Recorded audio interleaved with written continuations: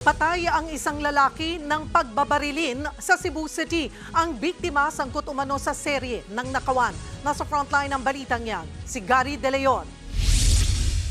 Sa kuha ng CCTV, maririnig ang sunod-sunod na putok ng baril.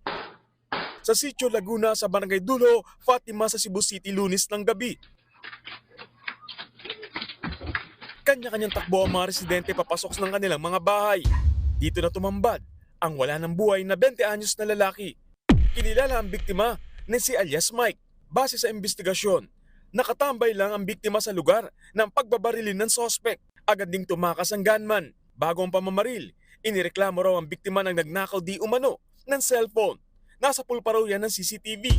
Ang victim is notado po na involved sa series ng pagnanakaw doon sa barangay nila, sir. Tukoy na rin ng mga otoridad ang person of interest sa krimen, pero hindi raw muna sila magbibigay ng detalye ukol dito habang tinutugis pa ang suspect.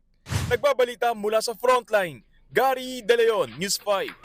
Mga kapatid, Cheryl Cosim po, huwag maging huli at maging una sa lahat sa balitaan.